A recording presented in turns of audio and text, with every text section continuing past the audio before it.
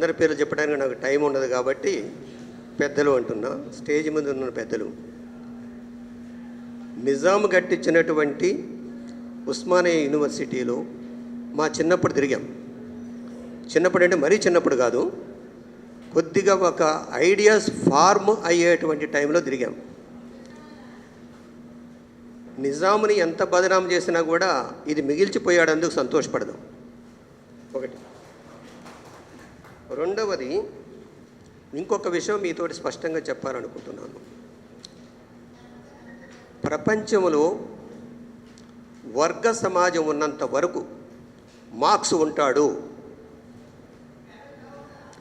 ఈ దేశంలో కులం ఉన్నంత వరకు ఫూలే అంబేద్కర్లు ఉంటారు. ఇది ఎవడూ కాదనడానికి అవకాశం లేదు. ఇక రెండో విషయం నేను చెప్పదలుచుకుంది ఏమిటంటే,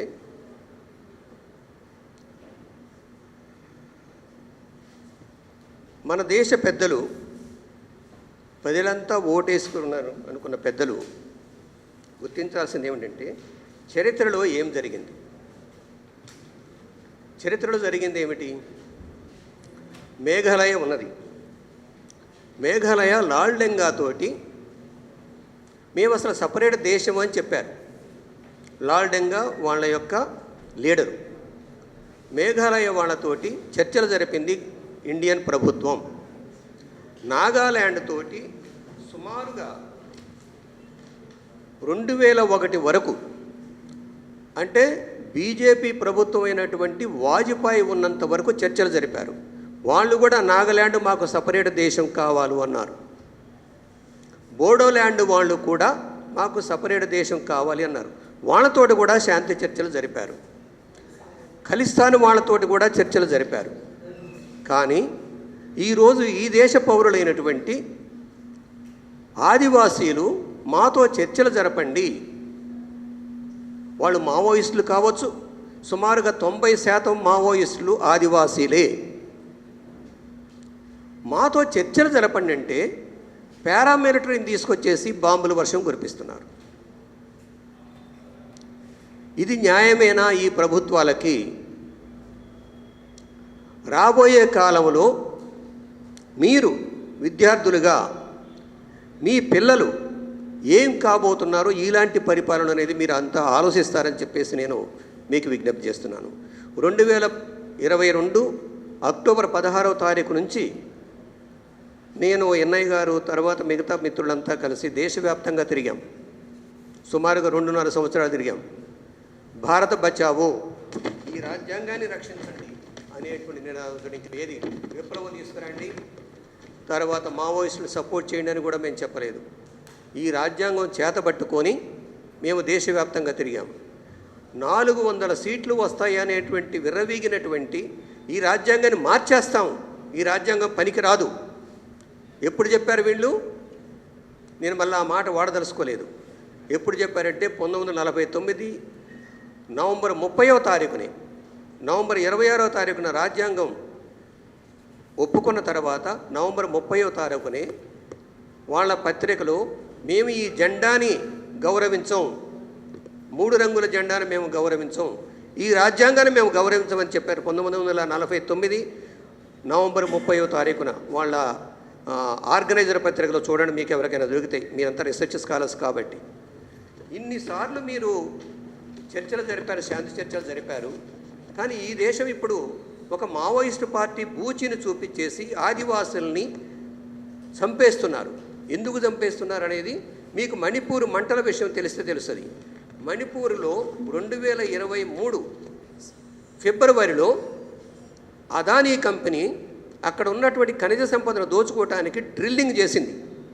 దాని తర్వాతనే అక్కడ ఉన్నటువంటి కుక్కీలు రివోల్ట్ అయ్యారు. కుక్కీలకును మైతీలకు మధ్యన తగాదా పెట్టారు వీళ్ళు.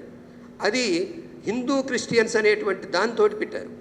ఈరోజు మనందరినీ కూడా వాళ్ళు ఏమంటున్నారంటే ప్రశ్నించే వాళ్ళని నొక్కేస్తాము అంటే, ప్రశ్నించేవాడు లేకపోతే ఏమైంది?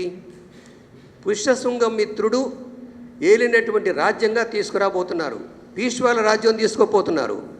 ఈ శూద్రులంతా కూడా ఇంక్లూడింగ్ రెడ్డి, కమ్మ, వెలమ మొత్తం కూడా వీళ్ళు మొత్తాన్ని కూడా సేవకులుగా తీర్చిదిద్దడానికి వాళ్ళు ప్లాన్ చేస్తున్నారు. వాళ్ళకు ఒక 100 years ప్లాన్ ఉంది.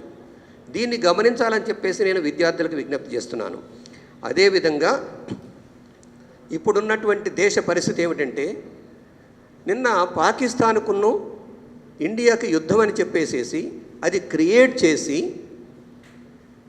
చేసిన తర్వాత ట్రంప్ వచ్చేసి నేను ఆఫ్ చేసిన యుద్ధము అన్నాడు. ఇది ఏమి ఇండికేట్ చేస్తుంటే this is the global state. Political science students కనుక ఉంటే మీరు దీన్ని it is a global state now from 2000 onwards. 2000 సంవత్సరం నుంచి సెకండ్ ఫేజ్ ఆఫ్ ఎల్పిజి వచ్చిన తర్వాత ఇది గ్లోబల్ స్టేట్గా మారింది. వీళ్ళంతా సామంతరాజులే. వీళ్ళని కంట్రోల్ చేసేవాళ్ళు వరల్డ్ బ్యాంకు, IMF. దీన్ని ఎవడైతే కంట్రోల్ చేస్తాడో ట్రంప్ లాంటి వాడో ఇంకొకడో వీళ్ళు కంట్రోల్ చేస్తున్న ఈ దేశము ఫ్రీ ఇండియా కాదు, స్వతంత్రం సంపాదించిందని చెప్తున్నారు. కానీ ఇది స్వతంత్రం ఎప్పుడూ కోల్పోయింది, 2000 నుంచి కోల్పోయింది. దానికి వాళ్ళ రిప్రజెంటేటివ్స్ ఉమ్మడి ఆంధ్రప్రదేశ్లో చంద్రబాబు అయితే, గుజరాత్లో మోడీ షాల్ అయితే, ఇంకొక దగ్గర ఇంకొకడు. కాబట్టి దీని విషయంలో కూడా పొలిటికల్ సైన్స్ స్టూడెంట్స్ గుర్తించాలి. ఆ చిన్న పాప భవిష్యత్తు ఏం కాబోతుందనేది కూడా వర్రీ ఉన్నది. మనమందరం కూడా గోల్డెన్ పీరియడ్ అనుభవించాం. మనకు ప్రశ్నించే హక్కు ఇచ్చాడు. కానీ ప్రశ్నించే హక్కుని గొంతు నొక్కేటువంటి కార్యక్రమాలు UAPA ద్వారా కానివ్వండి, ఇంకో ఏ రకంగా అయినా కానీ అది ఆ విధంగా రాబోతుంది. కాబట్టి ఉక్రెయిన్ని రష్యాని కూర్చోబెడుతున్నటువంటి మన ప్రధానమంత్రి గారు నీ దేశంలో ఉన్నటువంటి ఆదివాసులతో మాట్లాడటానికి సమస్య ఏమిటి? నీ దేశస్తులైనటువంటి నీకు ఓటేసినట్టు ఆదివాసులు, నువ్వు ఎన్నికలప్పుడు ఏం చెప్పావు? ఛత్తీస్గఢ్ వెళ్ళి మీకు ఏది కాల్పులు జరగవు, మీకు శాంతిని ప్రసాదిస్తామని చెప్పేసి వాగ్దానం చేసిన వాళ్ళు వీళ్ళంతా కూడా. ఛత్తీస్గఢ్లో ఉన్నటువంటి సీఎం ఒక స్టేట్మెంట్ ఇస్తే, ఛత్తీస్గఢ్ డిప్యూటీ సీఎం ఇంకొక స్టేట్మెంట్ ఇస్తారు. ఆ రెంటికి మధ్యన పోలికే ఉండదు. మొన్న జరిగినటువంటి కాల్పులలో ఇక్కడ ఉన్నటువంటి గ్రేహౌండ్స్కును పారామిలిటరీకి కాల్పులు జరిగిన దాన్ని ఏ విధంగా మీడియా తయారు చేసింది? మావోయిస్టుల మీద పెట్టారు. మావోయిస్టులు పెడితే IED పేలిందని చెప్పేశారు. కానీ అక్కడ ఉన్నటువంటి పోస్ట్ మార్టం రిపోర్ట్స్ డిఫరెంట్గా ఉన్నాయి. వాళ్ళు క్రాస్ ఫైర్ చేశారు. ఎవడో పంపించాడు దీన్ని? అయితే మేము హరగోపాల్ గారు, చంద్రకుమార్ గారు మేమంతా వెళ్ళేసి రాహుల్ గాంధీ గారితో కలిసినప్పుడు ఆయన చెప్పింది ఏమిటంటే, మా పార్టీ ద్వారా మేము మీ యొక్క మీ ప్రపోజల్స్ని మేము యాక్సెప్ట్ చేస్తున్నాము, ఒప్పుకుంటున్నాము, మాకు కూడా అర్థమవుతుంది. మా పార్టీ ద్వారా ఛత్తీస్గఢ్లో మేము యాక్టివిటీస్ చేస్తాము అన్నారు. అదేవిధంగా జార్ఖండ్లో చేస్తామన్నారు. ఖర్గే గారు కూడా అదే చెప్పారు. మిగతా కమ్యూనిస్ట్ పార్టీ నాయకులతో కూడా కలిశాము.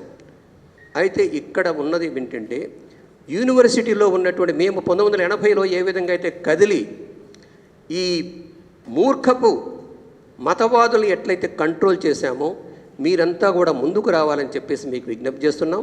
ఈ కార్యక్రమాన్ని టేకప్ చేసినటువంటి ఆర్గనైజర్స్ కూడా అన్ని యూనివర్సిటీలలో ఈ మీటింగులు పెట్టండి, శాంతి చర్చలు చెప్పండి, ఈ మీటింగ్ పెట్టండి, మేము వస్తాం, రెడీ ఉన్నాం. 1980 నుంచి అటాక్ జరుగుతూనే ఉంది మా మీద, అయినా కూడా మేము దడవలేదు. ఎందుకు దడవలేదంటే మేము న్యాయం వైపు ఉన్నాం. కారణం ఏంటంటే, మావోయిస్టులు మీ దృష్టిలో ఎప్పుడైనా భూములు కబ్జా చేశారా? మావోయిస్టులు ఎప్పుడైనా ఫ్యాక్షన్ యాక్టివిటీ చేశారా? చేయలేదు. మావోయిస్టులు ఎప్పుడైనా కూడా రేప్స్ చేశారా? మావోయిస్టులు ఎప్పుడైనా పేదల భూములు గుంజుకున్నారా? మరి వాళ్ళు చేసిన నేరం ఏమిటి? మన సభ్య సమాజం ప్రశ్నించాల్సిన అవసరం ఉందా ఈ ప్రభుత్వాలని? హరగోపాల్ గారు వీళ్ళు వెళ్ళి, చంద్రకుమార్ గారు వెళ్ళి సీఎం రేవంత్ రెడ్డిని కూడా కలిశారు. ఆయన కూడా వాగ్దానం చేశారు, మేము కాంగ్రెస్ వాళ్ళు చెప్పింది ఏమిటంటే, మేము 4-5 కాంగ్రెస్ నాయకులతో కలిసి మేము మాట్లాడి మేము ఒక నిర్ణయం తీసుకుంటామని చెప్పారు. అదేవిధంగా CPI నాయకుడు డి రాజా గారు, అదేవిధంగా లిబరేషన్ పార్టీ ఆయన పేరుండే దీపాంకర్ భట్టాచార్య గారు, అదేవిధంగా కొత్తగా సెక్రటరీ అయినటువంటి CPM జాతీయ నాయకుడు బేబీ గారు, వీళ్ళంతా కూడా ఈ విషయాల పట్ల పాజిటివ్గానే స్పందించారు. ఇప్పుడు మీ డ్యూటీ ఏమిటంటే, మేము 1980లో ఎట్లయితే తిరిగామో, యువకులారా భవిష్యత్తు అంధకారంగా పోతుంది. మీరు అనుకుంటున్నారేమో ఈ ప్రభుత్వాలు మీకేదో ఉద్యోగాలు ఇస్తాయని. ఇవ్వవు. వాడికి బాకా ఊదేవాడికే ఉద్యోగం వస్తుంది. రేపు మీరు పోస్టులోకి రావాలన్నా కూడా, యూనివర్సిటీలో పోస్టులకు రావాలన్నా కూడా ఆర్ఎస్ఎస్ ఆఫీస్ నుంచి సర్టిఫికెట్ తీసుకురావాలి వీడు దేశభక్తుడు అని. ఈ ఫేక్ ప్యాట్రియాట్స్ని ఎక్స్పోజ్ చేయాల్సిన బాధ్యత మీద ఉంది, మీడియాకు ఉన్నది.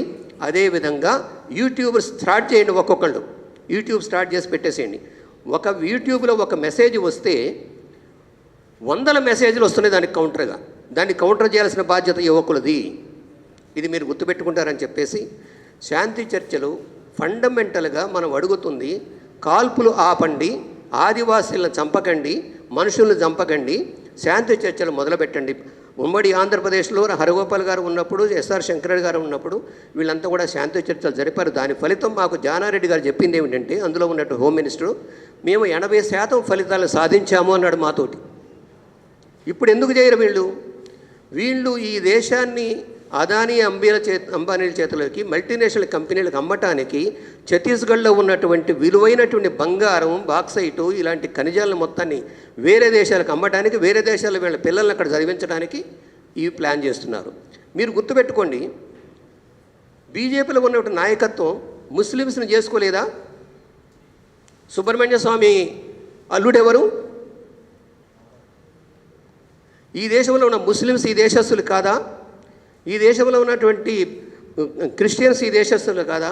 1990లో వీళ్ళు ఒక సీక్రెట్ సర్క్యులర్ నెంబర్ 411 అని తీసుకొచ్చారు. గుర్తుపెట్టుకోండి, మీకు అది నేను సప్లై చేస్తాను.